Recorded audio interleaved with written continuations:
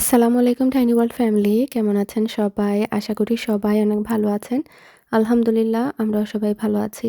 তো এটা ছিল শুক্রবার বিকেলবেলা। আমি একটু ভালো ফিল করছিলাম। আমি এই ভালো হই তো এই খারাপ হই। তো ভাবলাম ওইদিনকার ওয়েদার আমাদের এত সুন্দর করেছে, মনে হচ্ছিল যে সামার চলে এসেছে। নিজেকে ধরে বেঁধে বলতে গেলে বললাম যে একটু বাইরে যাই তাহলে ভালো লাগবে। তো এসেছি এখানে হচ্ছে সামারসেট মলে। সামারসেট মলে খুব সুন্দর করে স্প্রিং এর জন্য ডেকোরেশন করে। তো ওরা দেখা যায় সিজনাল সবসময়ই ডেকোরেশন করে থাকে। ফল আসলে ফলের, স্প্রিং আসলে স্প্রিংয়ে বা উইন্টার আসলে উইন্টারের টাইমে। তো ভালোই লাগে। আর যেহেতু শুক্রবার বিকেল, আমাদের এখানে ছুটির দিন শুরু হয়ে যায় শুক্রবার বিকেল থেকেই। মনে হয় যে মানে শনি রবির জন্য সবাই এক্সাইটেড থাকে। রবিবার থেকে অবশ্য আবার মানে সবার কর্মব্যস্ততার জন্য প্রস্তুতি নেওয়া শুরু হয়ে যায়। তো এখানে উর্মি করেছে কি, একদম ইফতারের খাবার দাবার সব কিছু নিয়ে এসেছে। ও ওই দিন রোজা ছিল, বাট আমাদেরকে বলেনি।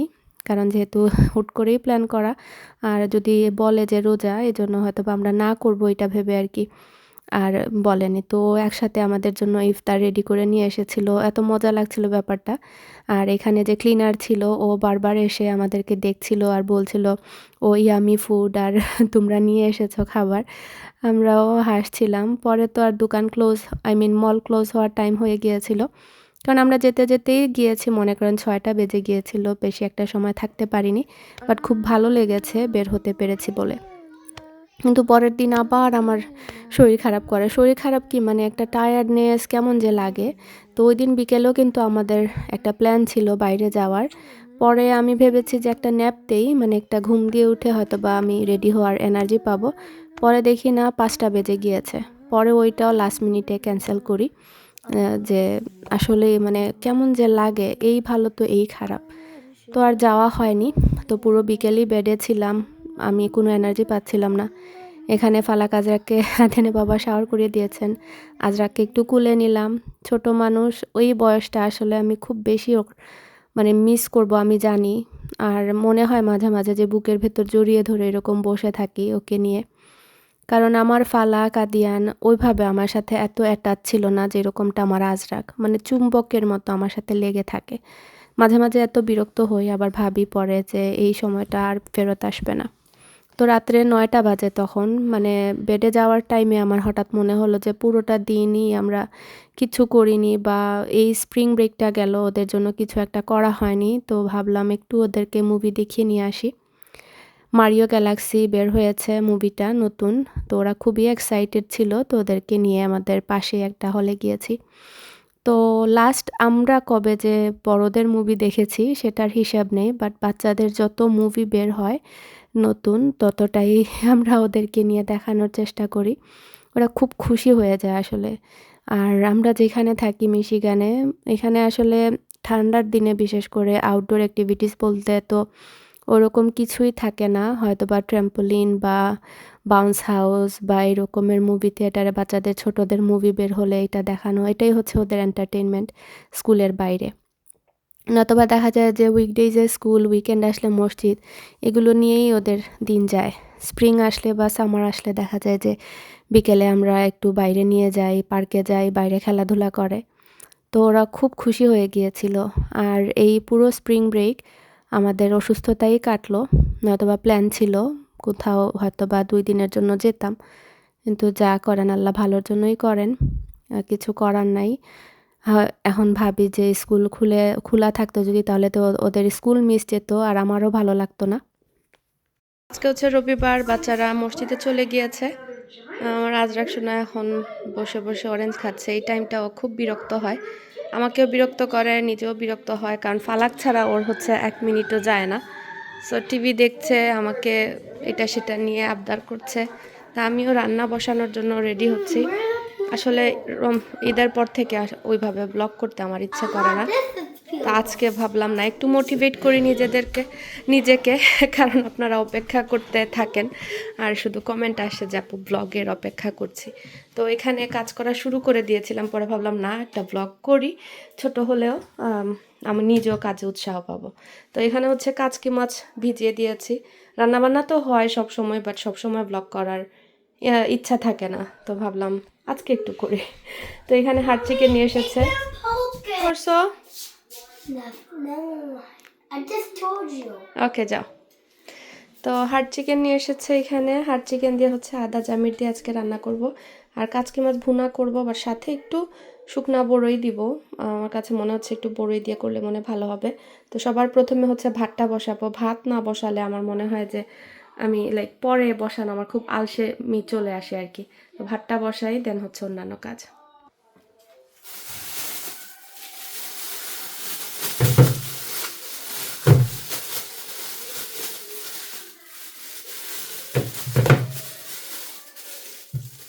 মাঝখানে একটা হার্ড চিকেন পেয়েছিলাম যেটা একটু বড় সাইজের, এখন আর ওইগুলো মনে হয় আসে না। তারপর আজকের চিকেনের সাইজটা মাশাল্লাহ একটু বড়ই আছে। একটু ডিমও দেখতে পাচ্ছি। একটা রান্না করব না, দুইটা রান্না করব, কারণ আদিয়ার বাবা পছন্দ করেন হার্ড চিকেন, তো এর জন্য দুইটাই করে ফেলছি। তারপরে 2-3 দিন চলে যাবে একসাথে। ওকে, মাংস অনেক, কারণ নর্মালি দেখা যায় হার্ড চিকেনে এত বেশি মাংস থাকে না, সাইজে ছোট হয়। তো এটা মাশাআল্লাহ অনেক বড় একটা সাইজ দেখতে পাচ্ছি।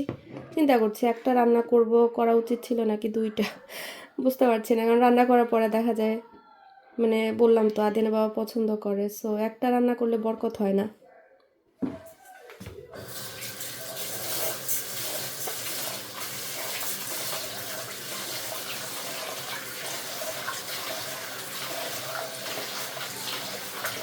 আমাদের ঘরে দেখা যায় যে এই রয়্যাল বাসমতিটা বেশ কিছুদিন ধরে খাওয়া হচ্ছে, 2-2.5 বছর ধরে। আমি দেখা যায় বোর্ড হয়ে গেলে দেন আবার চাল সুইচ করি, বাট এটা সোফার ভালোই লাগে রয়্যাল বাসমতি যেটা। সিদ্ধ ভাত আসলে স্বাস্থ্যের জন্য ভালো আর খেতে ভালো লাগে না, মানে একবেলাই আমি খাই, তো মজা করে একটু খেলাম আর কি। এই জন্য নয়তো বা লাল সিদ্ধ চাল যেটা, এটা অনেক ইচ্ছে করে যে আনবো খাবো, হেলথের জন্য ভালো, বাট হয় না।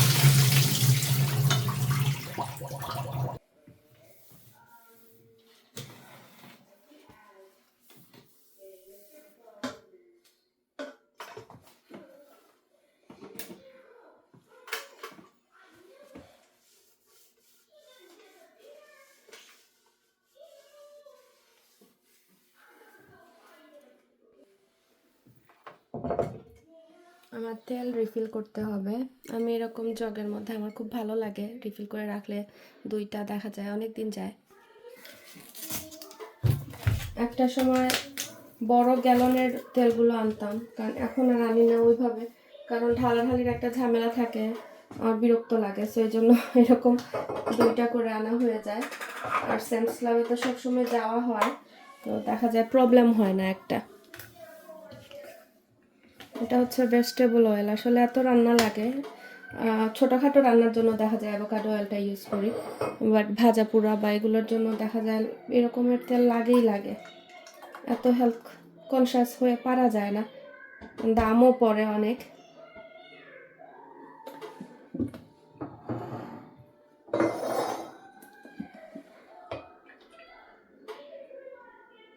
জারগুলো বাইরে থেকে একটু পরিষ্কার করতে হবে, আঠা আঠা হয়ে গিয়েছে।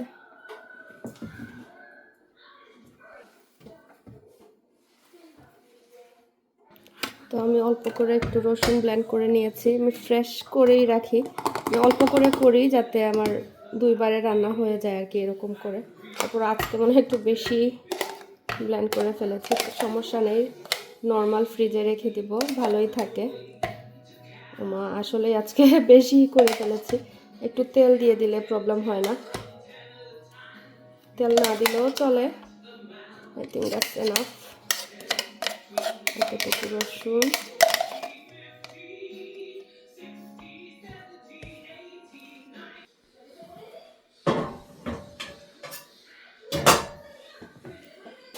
বাচ্চারা চলে এসেছে, সেই ice cream. I only thought it was called because it's the Yeah, box. can I have it? I got it. That's mine.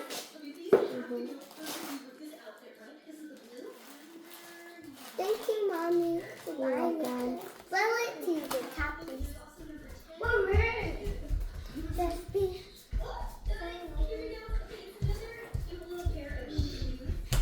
Where's the remote? Remote is right here. small? Where? তুমি না তো ইয়া গেলাই অনু Oh. here Why did you put it over there? That's nice. yeah One more scoop. no that's enough yeah Hey, that's not. Can I do one more? অত তা sugar খাই না that's enough right now Okay. just go yeah let's go oops Oh, I want. Yeah. Up a big piece. you want it Azra Adian হ্যাঁ what happened এখানে আদিয়ানের বাবা একদম দেশের মতো ছোট ছোট পেঁয়াজ নিয়ে এসেছিলেন দোকানে বড় পেঁয়াজ ছিল না এগুলো কাটতে এত প্যারা মানে বিরক্ত লাগে ছোট ছোট পেঁয়াজ কাটতে কাটতে মানে ছিলতে ছিলতে মনে হয় যে অনেকগুলো ছিলে ফেলেছি বাট যখন কাটা শুরু করি মনে হয় যে অল্প তবে পেঁয়াজগুলো মজা মানে ঝাঁজ আছে ওই রকম যে বড় পেঁয়াজের মতো এত ভেটভেটা না মিষ্টি না বড়গুলোতে পানিও বেশি ছাড়ে আর এইটা আমার মনে হচ্ছে যদি কেউ পেঁয়াজের বেরেস্তা করতে চান এটার জন্য পারফেক্ট শ্যালট বলে আমি জানি শ্যালটগুলো আরেকটু ছোট সাইজে থাকে বাট এটা হচ্ছে আপনার একদম আমাদের দেশি পেঁয়াজের মতো মনে হচ্ছে আর যেটা বললাম ঝাঁজ অনেক বেশি চোখে পানি চলে আসে আমার এমনিতেই পেঁয়াজ কাটলে বেশি পানি আসে চোখে কাটা বাছার প্রিপারেশন নিতেই মনে করেন রান্না বান্না সময় চলে যায় রান্না করতে অ্যাকচুয়াল রান্না করতে এত বেশি সময় লাগে না আমার কাছে মাছ রান্না করা সবথেকে বিরক্তিকর মনে হয় আর কষ্টের মনে হয় মিট চিকেন রান্না করা থেকে ওইগুলো পরিষ্কার করতে মনে করেন সময় মাছের থেকে কম লাগে আর এরকম ছোট মাছ হলে তার কথাই নেই ইভেন বড় মাছও দেশের বাইরে 3 ভাবে প্রসেস করতে হয় একবার হলো যে আপনার আঁশ পরিষ্কার করতে হয় দেন লবণ হলুদ মাখিয়ে রাখতে হয় বা লেবু রস দিয়ে মাখিয়ে রাখতে হয় দেন পরে হচ্ছে আপনার ফ্রেশ যদি মাছ না হয় দেন ভেজে ভাজতে হয় দেন রান্না করতে হয় মানে আর তারপরে মশলাও আপনার ওইভাবে মানে সুন্দর করে না কষালে মাছের তরকারি মজা হয় না আর মাংস বলেন মানে তাড়াহুড়া করে কেটে মানে একসাথে মাখিয়ে দিয়েও বসানো যায় চিকেনও সেম থিং এত পরিষ্কার করতে হয় না যেহেতু আমাদেরকে কেটে দিয়ে দেয় দেশের বাইরে হাট চিকেন হলে আবার একটু লুমটুম দেখতে হয় বা ভেড়ার মাংস এগুলো হলে একটু লুম দেখতে হয় কিন্তু ওভারঅল আমার মনে হয় রান্নার প্রসেসটা অনেক ইজি এই যে ছোট মাছ আমি যে কতবার ওয়াশ করব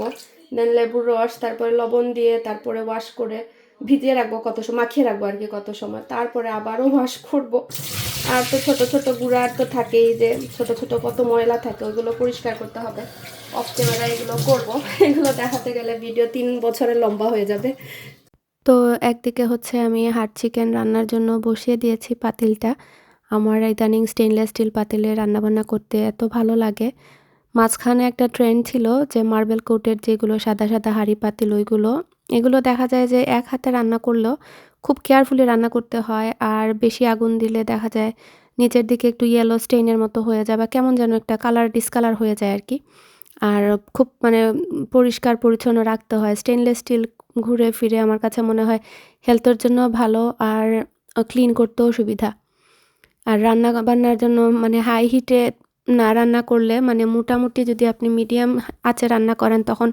মোটেও নিচের দিকে পুড়া লাগে না বা স্টিকি হয়ে যায় না তো এখানে হচ্ছে আমি যে ছোট মাছ যেটা সেটা রান্না করছিলাম ভাবলাম আপনাদের সাথে রেসিপি শেয়ার করি তো প্রথমেই রসুন দিয়ে দিয়েছি আর এই রেসিপিতে রসুন বেশি যায় রসুনটা লাল হওয়ার পরে তারপরে পেঁয়াজ দিয়ে তারপরে লবণ সামান্য দিয়ে ঢাকনা দিয়ে ঢেকে রেখে দিয়েছি আর এদিকে হচ্ছে আপনার হাট চিকেনের জন্য সকল আস্ত গরম মশলা দিয়েছিলাম তারপরে পেঁয়াজ দিয়েছি পেঁয়াজটা কষানোর পরে আদা রসুনও দিয়ে দিয়েছিলাম তারপর এগুলো একদম কষানো শেষ হয়ে তেলটা যখন ভেসে উঠেছে তখন হচ্ছে সব গুঁড়া মশলা দিয়ে দিচ্ছি আর চিকেন রান্না বলেন আর মিট রান্না বলেন সেমই মশলা চিকেনে আর কি একটু কম লাগে গরু মাংসে যেমন একটু বেশি লাগে সব কিছু তো এখানে হচ্ছে আমি হলুদ মরিচ ধনিয়া জিরা তারপরে গরম মশলা তারপরে কারি পাউডার সবই দিয়েছি তারপরে মশলাটা কষানোর পরে হাড় চিকেনটা দিয়ে দিচ্ছি হাড় চিকেন আসলে মানে কি বলবো মানে একটু হাড্ডি বেশি থাকে কিন্তু খেতে আমাদের খুবই ভালো লাগে বাচ্চারা যদিও বা এটা পছন্দ করে না দেখা যাবে যে আমি আদিয়ান আর আদিয়ানের বাবাই খাবে ফালাক আজরাক এত বেশি খেতে চায় না, কারণ চাবাতে ওদের কষ্ট হয়। ওদের জন্য নরমাল যে ফার্মের চিকেন ওইগুলোই রান্নাবান্না করা হয়। তো চিকেনটা নাড়াচাড়া করে ঢেকে রেখে দিয়েছি যাতে পানি বের হয়, আর মিডিয়াম আঁচে রেখেছি। আর এদিকে হচ্ছে আপনার রসুন আর পেঁয়াজটা মজে গিয়েছে, তো সেই পর্যায়ে আমি হলুদের গুঁড়া আর মরিচের গুঁড়া দিয়েছি। আজকে শুধু হলুদ আর মরিচের গুঁড়া দিয়েই রান্না করব। তারপরে কাচকি মাছটা দিয়ে দিয়েছি, সাথে দিয়ে দিচ্ছি বড়ই। এগুলো হচ্ছে দেশ থেকে আনা পাকিস্তানি বড়ই, মিষ্টি মিষ্টি আবার হালকা একটু টক আছে। এই বড়ইটা এত মজার, এমনি এমনিই খেতে ভালো লাগে, আর এরকম মাছ বলেন বা টক বলেন এগুলোতে দিলে আরও ভালো লাগে। তো কাচকি মাছ হতে কিন্তু বেশি সময় লাগে না, আমরা সবাই জানি। তো বড়ইগুলোকে আপনি যদি চান মাইক্রোওয়েভ ওভেনে 1 মিনিটের মতো গরম করে তারপরে দিয়ে দিতে পারবেন, নয়তো বা এরকম আমার মতো একসাথে করে দিয়ে চুলার আঁচটা একদম কম রেখে দমে আর কি রাখা যেটাকে বলে, ওইভাবে রেখে দিবেন। এতে করে বড়ই আর মাছ একসাথে রান্না হয়ে যাবে। আর শুধু হলুদ মরিচের গুঁড়া দিয়ে যে এত মজার রান্না হয়, একবার ট্রাই না করলে আপনারা বুঝতে পারবেন না। আর এদিকে হচ্ছে আমি আদা জামির এগুলো টুকরা করে ডিপ ফ্রিজে রেখে দিয়েছিলাম। এগুলো আমার আম্মা বাঙালি গ্রোসারি শপ থেকে দিয়েছিলেন রোজার আগে। তো ফাইনালি এগুলোকে কেটে ডিপ ফ্রিজে রাখা হয়েছে। তো সেখান থেকে প্রায় মুঠো ভরে দিয়ে দিয়েছি। যারা সিলেটের না তাদের হয়তো এটা কিউরিসিটি লাগবে যে লেবু কেন দিলাম। তো এটা হচ্ছে একটা স্পেশাল লেবু, যেটার নাম হচ্ছে আদা জামির। আর এটার স্পেশাল একটা ফ্লেভার থাকে আর একটু টক টক থাকে। আর এটা আমার শ্বশুরবাড়ির দিকের মানুষ বেশি পছন্দ করেন, যদিও বা আমি সিলেটের মেয়ে, আমাদের সিলেট অঞ্চলে দেখা যায় তো এটা দিয়ে আমরা শুধু মাছ বা মাছের টক খেয়েছি, বাট চিকেন দিয়ে ওইভাবে খাওয়া পড়েনি। এখানে এসে আমি এটা রান্না করা শিখেছি বা খাওয়া শিখেছি। আর এদিকে দেখতে পেরেছেন যে আমার টকটাও রান্না হয়ে গিয়েছে। টক বলতে কি, একটু ভুনার মধ্যে বড়ই দিয়েছি, এতটুকুই আর কি। আর এখানে হচ্ছে একটা এক্সপেরিমেন্টাল রেসিপি আপনাদের সাথে শেয়ার করছি। আমার কাছে রেসিপি মানে রান্না করার পরে রেসিপিটা খুবই ভালো লেগেছে, যদিও বা রান্না করার সময় আমি কনফিউজ ছিলাম, টেস্ট না জানি কেমন হয়। তো বাচ্চাদেরকে দেখা যায় যে প্রত্যেক দিনই অল্প একটু ভাজি দিয়ে খাওয়ানোর চেষ্টা করি, এতে করে ওদের সবজিটা খাওয়া হয় আর কি। তো এখানে আমি রসুন আর পেঁয়াজ লাল করে ভেজে নিয়েছি। প্রথমে রসুন দিয়েছি, তারপরে হচ্ছে আপনার লাল মরিচের গুঁড়া বাদে আর কি সব কিছুই দিয়েছি, হলুদের গুঁড়া, ধনিয়া, সামান্য মানে জিরার গুঁড়া এরকম দিয়ে ভালো করে মুচমুচে করে একদম ভেজে নিয়েছি। আর কাটা পেঁয়াজ দিয়েছি দেখতে পাচ্ছেন। আর এই হচ্ছে মেইন উপকরণ, যেটা হচ্ছে কলিফ্লাওয়ার রাইস।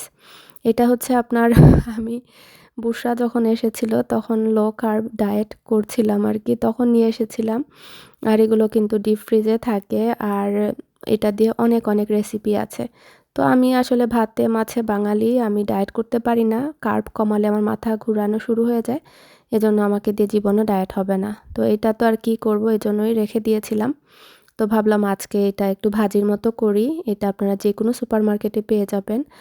আর ভাতের বদলে আর কি এটা খাওয়া হয়, কলিফ্লাওয়ার রাইস মানে ফুলকপি কুচি করে রাখা। তো এটা মাইক্রোওভেনে আমি 2 মিনিটের মতো একটু মানে গরম করে নিয়েছি, যাতে করে রাইসটা মেল্ট হয়ে যায় বা কুকও হয়ে যায়। এটার রেসিপির প্যাকেটের গায়ে ইনস্ট্রাকশন থাকেই যে এটা আপনার মাইক্রোওভেনে রেডি হয়ে যায়। তো আমি এটা দিয়ে সামান্য সময় ভেজে মাঝখানে একটু গর্ত করে সেখানে 2টা ডিম ভেঙে দিয়েছি। তারপরে হচ্ছে সেখানে একটু গোলমরিচের গুঁড়া, সামান্য একটু লবণ দিয়েছি, দিয়ে ভালো করে ফুলকপির সাথে মাখিয়ে নিয়েছি। তো আপনারা ইমাজিন করতে পারছেন হয়তোবা টেস্টটা কেমন হবে।